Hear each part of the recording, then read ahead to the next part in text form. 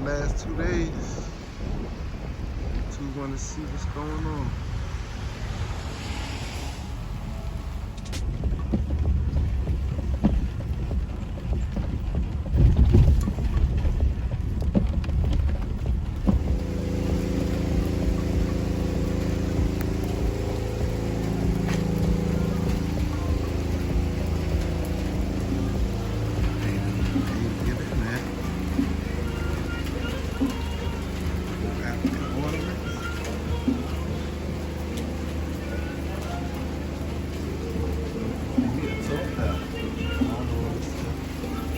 Hello, how you doing?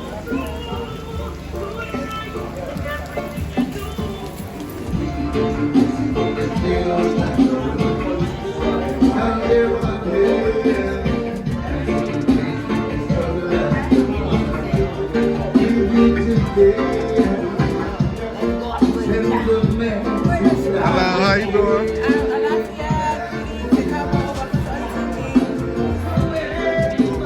Hour and a half. Yeah, from Well, where? Orangeburg. Orangeburg, South Carolina. All right. Yeah, but I'm from New York. I lived out here 24 years. Oh, but you're originally from New York. Okay, fantastic. That's where Obatala originated from, where he started his movement and then transferred here to South Carolina. All righty. This here is our infamous sign. Originally, Oyo Tunji was actually across the street in Page Point Landing. That's literally across Highway 17 over there. The dwelling is still up, however, it is covered by bush. It wasn't until Obatala met a Mr. Felix Moss that was able to buy his, I think at that time was 11 plus acres of land for only $250 and food stamps. So our sign says IPAC. Notice, you are leaving the U.S. and you are entering the Yoruba Kingdom. In the name of His Highness, Ephraim Tola, peace, welcome to the sacred Yoruba village in North America, built by priests of the Voodoo coast as a tribute to our ancestors.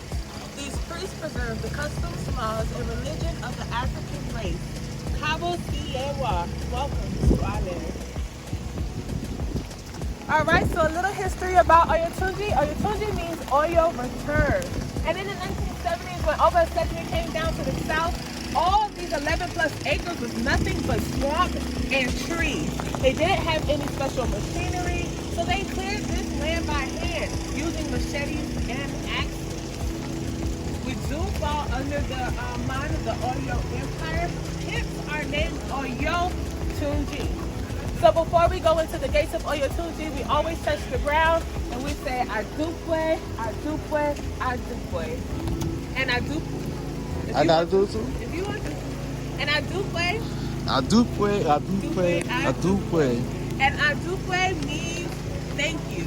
And who are we thanking? We are thanking Obatala. We are thanking those elders that came with him, the ancestors of Orishas and energy, for allowing Oyo Tunji to be built for African Americans.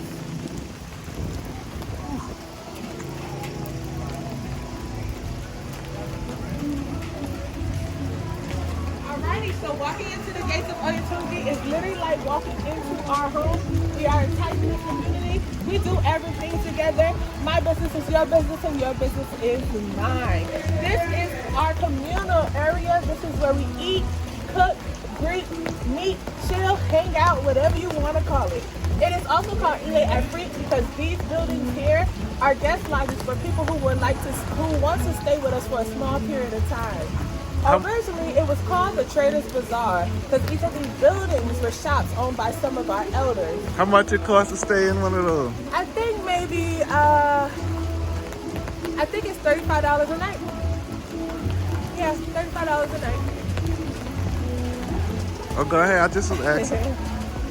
So each of these buildings were shops owned by some of our elders. However, the only shop still remaining is our train, which is like our convenience store, ABC package store. You can buy anything from a Band-Aid to a bottle of Henny in there. This building that you were just in is called the Alessin Oyo, which is the Oyo Course. It is our banquet hall. I do way. It is our banquet hall. It's our event hall. Any major event that we have in Oyo Tunji is hosted in here, especially when it's bad weather like today.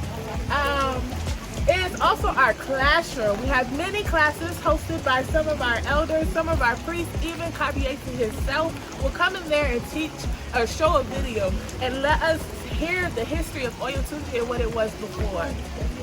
Okay.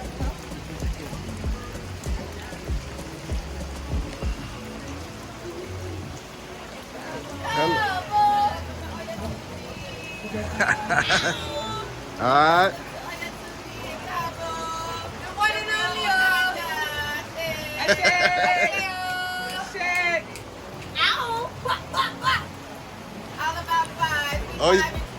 Oh yeah. The rain will stop.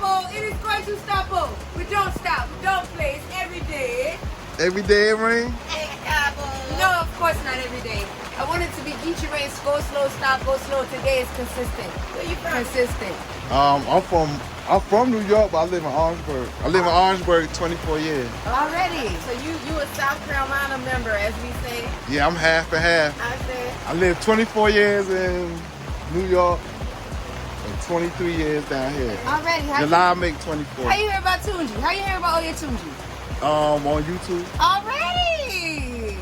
Which video was it that brought you in? Because you said YouTube. It's a lot going on YouTube right now. The one with the owner. Ashe. Yeah. Ashe. He was telling him to come down and all that. Yeah. Already. Came to a powerful festival, the festival of our founder, Obatala, the first. And it's gonna be magnificent. We're gonna bring his spirit out. We're gonna venerate him. You know, it's gonna be amazing. We have some dignitaries here from Ile of Ife, so it's about to be on and popping. Oh, we're excited. If you don't see.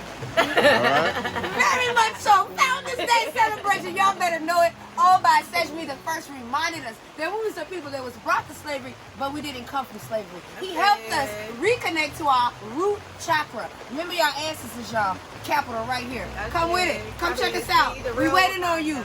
The real Wakanda, eh? Efotola Esejime Adelabu Adefumi the first. On August 26, 1959, Oba Esejime became the first African born in America to be initiated to Orisha Voodoo by African Cubans in Cuba. This marked the spread of the Yoruba culture in North America. Oba Esejime built Oyo Tunji to, of course, push the importance of ancestor veneration. He felt that we always need to elevate our ancestors and honor those before us because they are the one who protects our backs.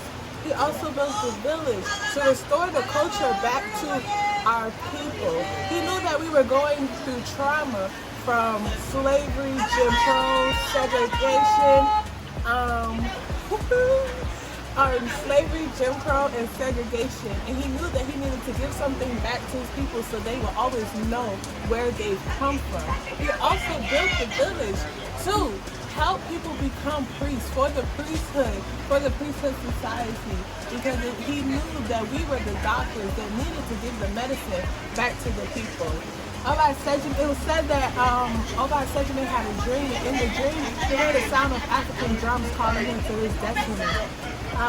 So this drum that you see here that wakes us every morning, calls us to bembe, calls us to eat, this drum, I feel he put this drum here so that we may hear the same drum that called him to his destiny, call us to ours. Oba Esejime worked very closely with Marcus Garvey during the time of the Civil Rights Movement. His movement was just as big and pushing strong, and it was strong, pushing very strong in New York City. Everyone was always wondering, who are those guys in that dashikis drumming down the street? Many people wanted to be a part of it. Oba Esejime has initiated thousands of priests into the Orisha Voodoo. He has brought each town Orisha that we have here, he has brought them to America. Okay. Alright, this next portrait that we come to is of our current Kabiesi, His Royal Majesty Oba Adejudibe Adebolu Adebumi II. He is the leader of the Yoruba Nation in North America. He is an entrepreneur. He is a community partner. He is our father, our brother, our friend, our electrician, our carpenter, our plumber. He is the jack of all trades. This man does it all. Kabiyesi traveled to the holy city of Ile-Ife on July 3, 2005, continuing the legacy of Yoruba kings in North America. Our Kabiyesi, his father was actually coronated by Ile-Ife on November 16, 1981. So that was 11 years after Oyo Tunji was built.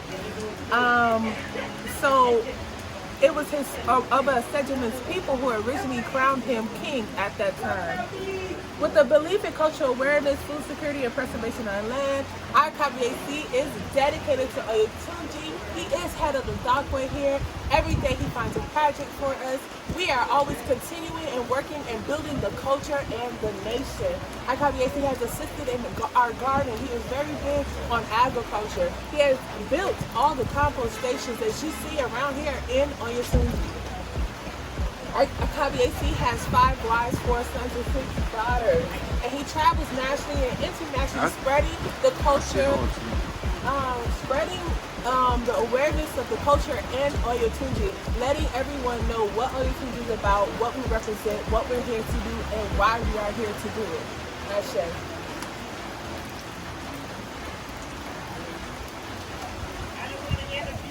Yes, at the interview.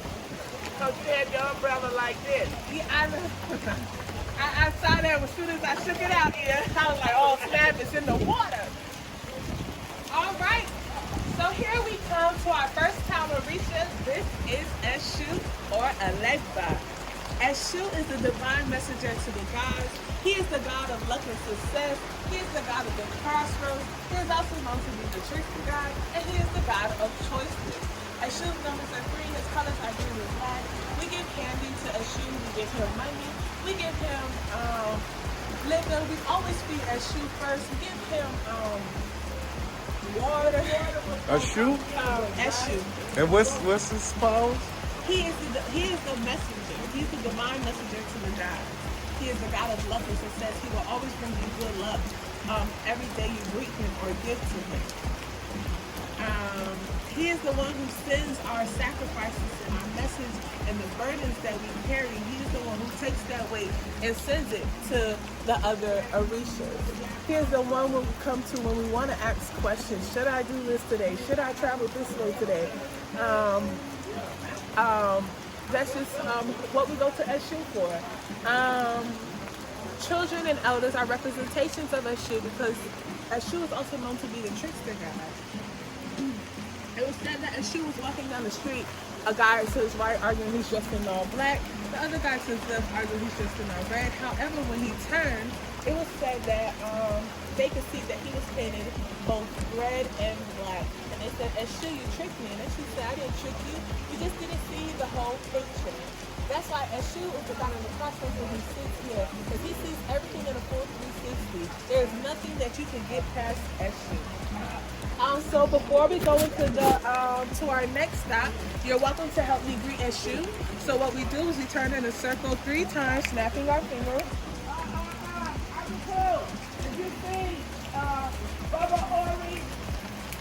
And then we would shake our hips to him. A man would shake his friend. There you go. And what that do? Good luck. Good luck. Yeah, I mean, every day that I get up and greet Eshu, money is always coming to me. I have great communication skills. So it's just a way to greet him.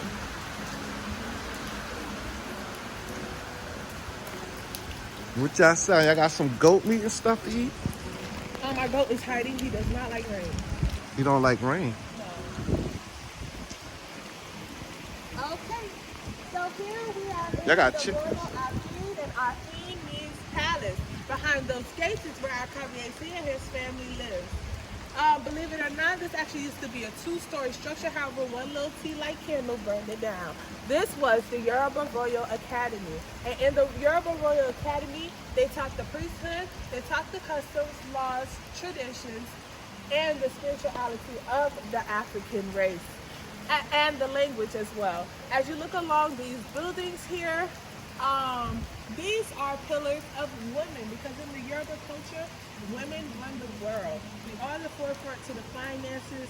We do make the money, we make the babies, we make the clothes, we make the food. Women preserve the nation. A man builds it and women preserve it. So that's why our pillars are holding up what the men have built. We do have our own societies. We do dibble and dabble in the politics because we have female chiefs here. So we play an important role in the Yoruba culture. Y'all be sacrificing pigeons? Huh? Pigeons. Yes.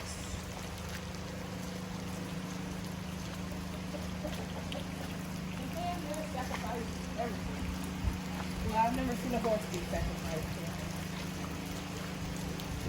Or cat. Yeah, my cousin, he sell pigeons. The ones they do use for rituals.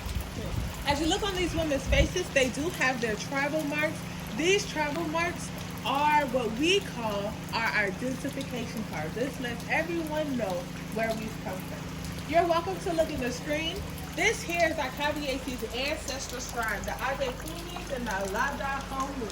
Adefuni comes from Ola and Sejunu's mother's side. That's the Adefuni clan in Nigeria. The Lada Homu comes from his father's side in Nigeria. However, our current Kabiesi's mother came from the Oyewole clan in southwestern Nigeria. So that makes our Kabiesi Adefuni, Lada Homu, or Oyewole. And what you say, only priests could go in here, right? Huh? Priests? Only the priests go in here, right? Yes. Well, I could go in there to change the water and stuff. Oh, I ain't want to go in there. I just was looking. We have ancestral shrines because honoring our ancestors elevates us. It elevates them in the spiritual world and it elevates us in the physical. We go to our ancestors to ask for stuff like good character, good health, longevity, wealth, success, anything that we need help with. We also go to them for protection because our ancestors will always have our backs. From Nigeria? Yes. We all come from the motherland. Even the white people. Oh, yeah. Oh, no, we don't know. They might have come from... No. They came from Europe. Yeah. Let's not say that on camera. Edit that part out. You hear me? So... I don't do the dragging them on camera. That's Tarishi's job. Yeah. We then dress them up in a cloth, a ritual, using certain kinds of cloths that represents them, and we dress them up, and we dance, and we sing, and we parade around with our ancestors, and we call that egungun. Egungun means elevated ancestors. What animals y'all got? Chickens, goats? Huh? They got chickens, goats? Chickens, goats. Let me look at the chicken. Let me see you catch one. Oh, no. I need a net. A net? My great grandma used to Oh, man. catch it and wring the neck. Okay. Guess you go over there.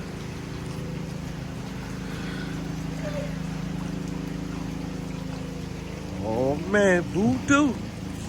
What y'all call it? Spiritual. Spiritual? Yes. What were you asking about the spiritual? Huh? What were you saying about the spiritual? No, I just said it's spiritual, right? Yes. Okay. Oh, Kyle, can you see?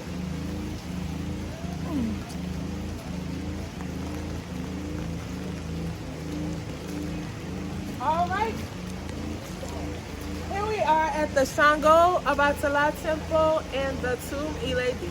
Sango Kabiesi. He was the fourth king of Oyo before he became a deity. He was also known as a magician because he could wield the powers of fire, lightning, and thunder. He was known to be a king of wealth. That's what you're talking about? Yes. He was known to be a king of wealth. Priests ain't supposed, only the priests could go in here too? No, yes, only priests can go in there.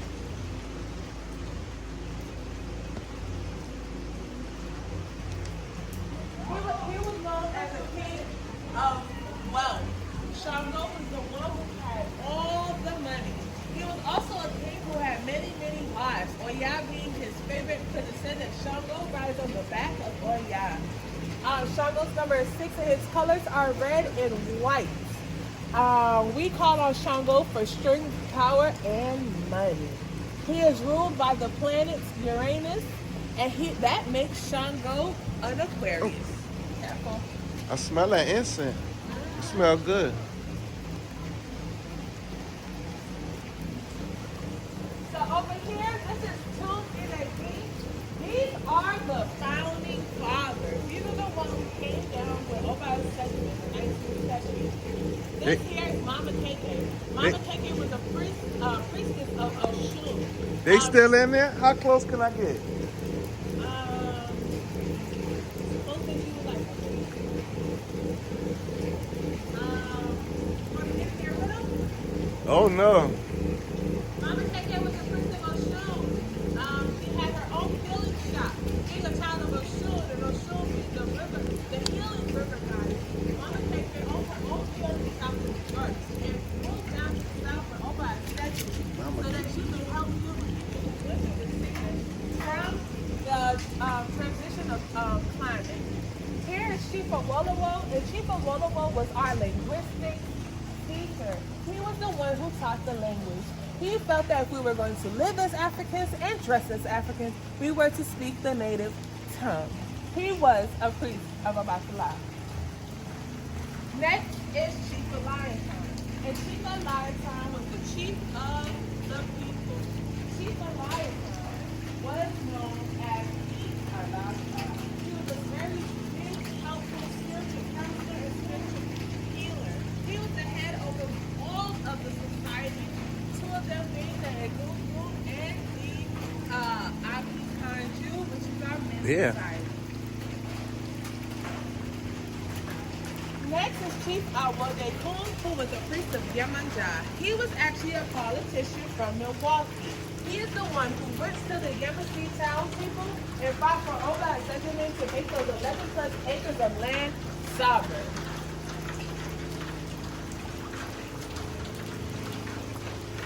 And it's people in there, right?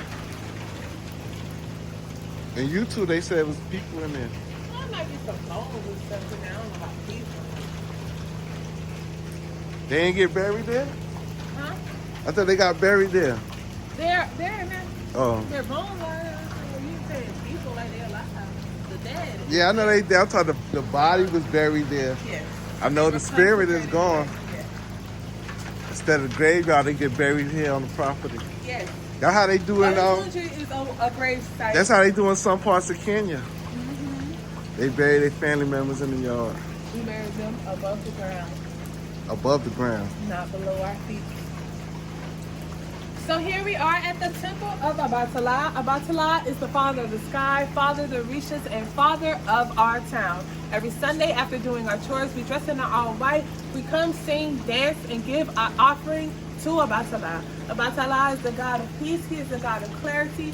He is the God of calmness. He is the one who cools our ori.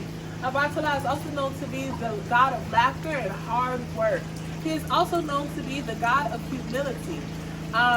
We have a saying, bowing to a midget does not make them bigger than you. The hardest thing to do in Oyo Tunji is sacrifice your ego. Being able to open yourself up to be teachable. Because you can learn from a child to the eldest elder. Obatala is the one we go to for judgment as well. If we're having issues in the community, Obatala being the God of judgment, we come and talk it out. So everything that is said can be judged correctly. Obatala's number is 8 and his colors are white. Also in the Obatala temple we have Orumala, and Orumala being the OG high priest. He is the one who tells us our destiny by way of Ifa, using the Apollo mat that Shango gifted him. Also with Orumala and Obatala is Onile. Onile is the patroness of our land. She is the one who gives us land. She also oversees our Agboni, and Agboni is basically our rules committee. Those people who own a piece of land in Oyo Tunji joins Agboni and make up the rules and protocols and making sure that everything is in order. It is Alboni is our court system. You going in there? Or the priest only going there? I could go in there. Oh.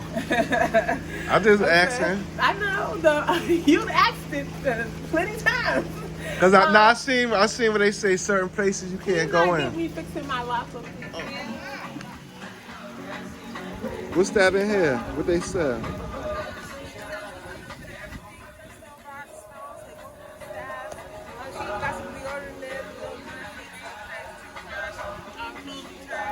She also makes her own Florida water, Florida. which is the best thing. It's good for cool when you need some calming down, spiritual cleanse, and even protects you against the mosquitoes.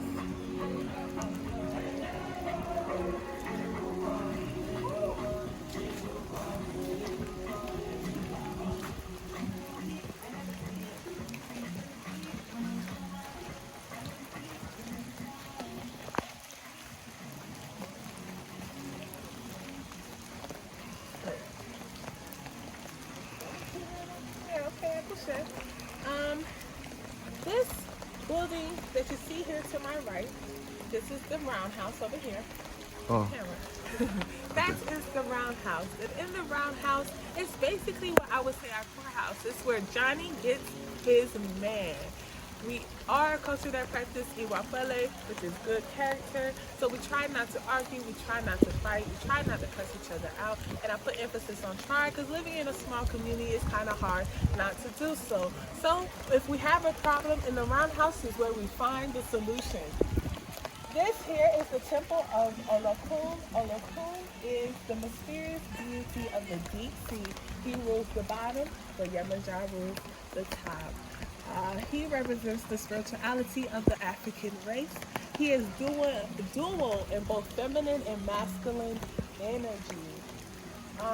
So you will hear someone refer to him as a she. I believe he's a he. And what's that on? Nigerian believe?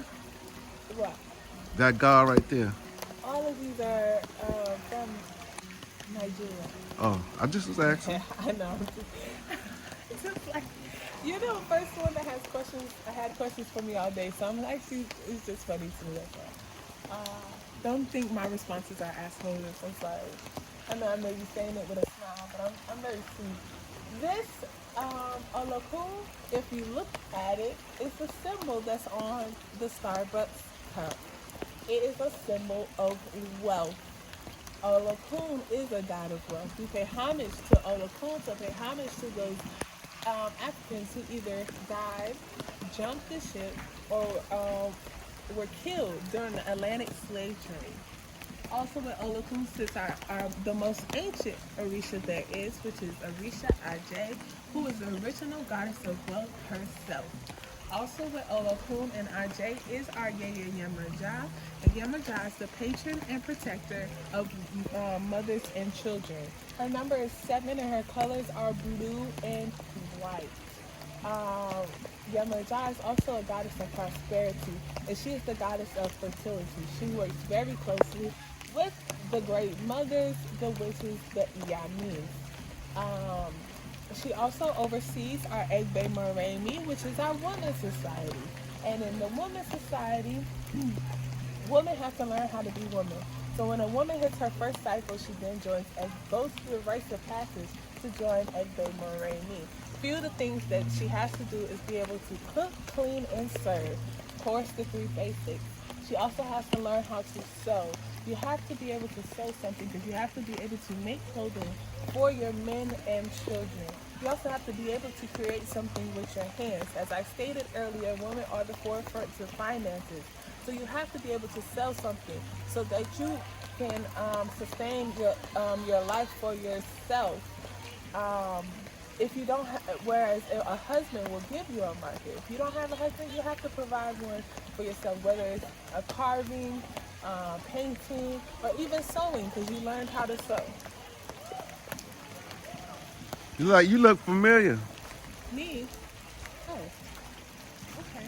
You used to be just here, Charleston? Here, I went to school in Charleston a long time ago, like maybe some years ago, like 5, 6, 7, 8 years ago, 7 years ago. So everybody live. How many people live out here? There is currently 8 people that live here, and that's including our Cartiers. That's it. I mean, one time it says up to 125. At one point, it was up to 200. 200 people? Uh-huh. And everybody move out? Well, some have passed on, moved moved out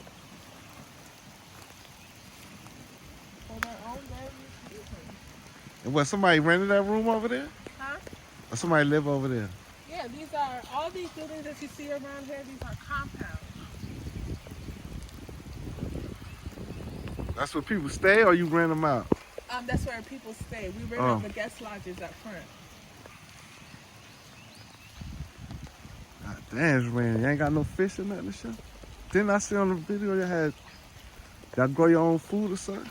Yeah, we have a garden. I mentioned it earlier. It's raining. I know. I guess you do this, and I'll take a break. Huh? I said you could introduce me to this god, and I'll take a break.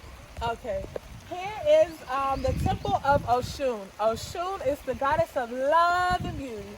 She is also a goddess of fertility. She is also a goddess of prosperity. She is our river goddess. She rules the calm, soothing waters of the river. Oshun number is 5, and her colors are yellow and gold. Oshun is also a protector of women in marriages. If you want to get married, you would come to Oshun. We give her oranges, candies, Oshun. Oranges, candies, cookies, and cakes because she likes that sweetness. Oshun is the mother of sweetness. We also give her honey, and we put honey on our tongues so that our words will always be sweet. Oshun is a representation of if you have nothing nice to say, then don't say it at all. I can get closer? I just didn't want to do this. Oh, like mud and stuff? Assume, what you say for people want to get married?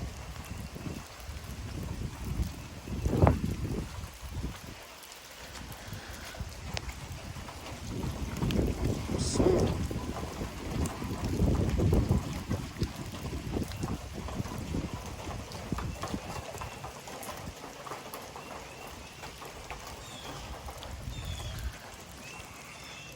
Walking through the village in the rain.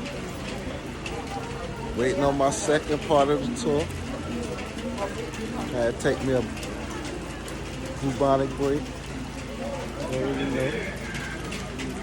Hear the chickens crowing in the back.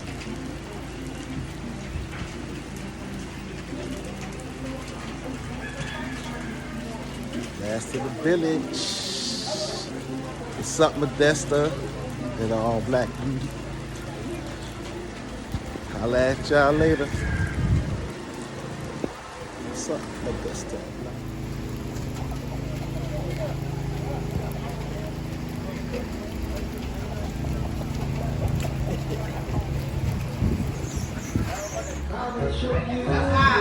It ain't cutting out.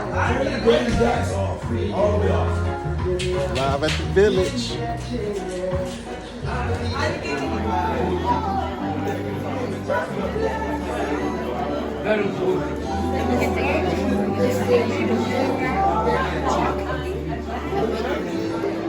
It's the plastic man. Plastic man.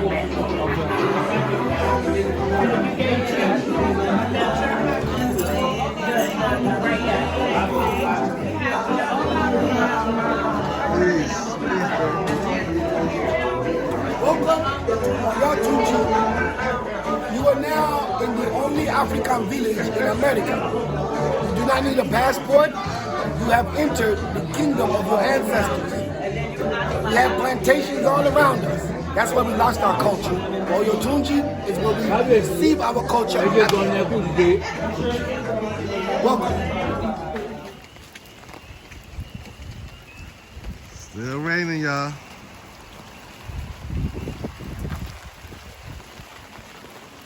All right, before we go into the temple, this is symbol. People usually think it is it's an evil symbol. However, in the Yoruba culture, a snake represents our ancestor, and its biting its tail represents continuity. So it's our ancestors continuing on and living through us. Ashe.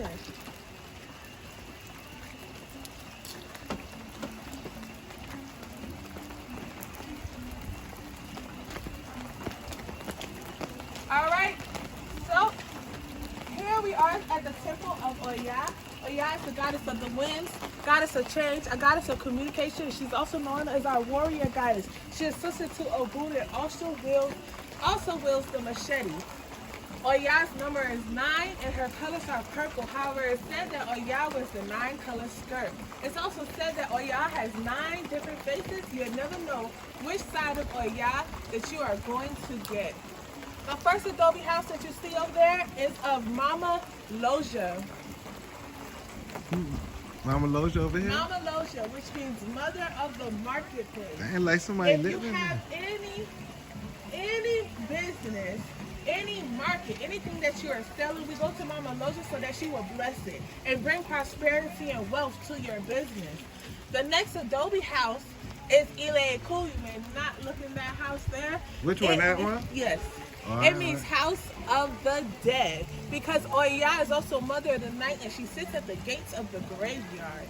She is the keeper to the ancestors and to the Egunguns. She is the one that opens the door so that passage can be safely, so that the ancestors and the spirits can safely and go to.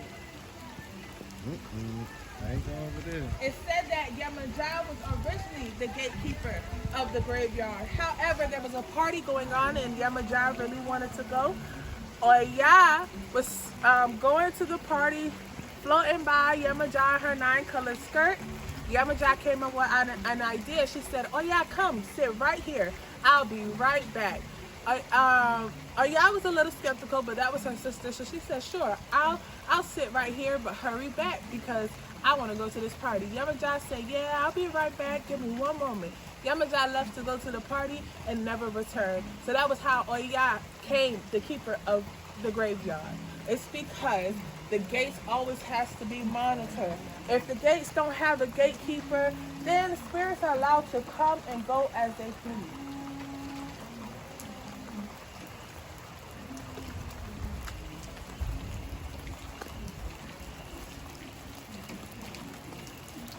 All right, that completes the ending of our tour.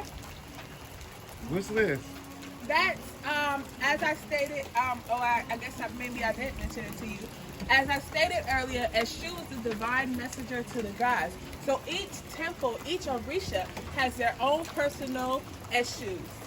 We always get to the Eshus first so that they may pass the message on to the other deities. I'll show you.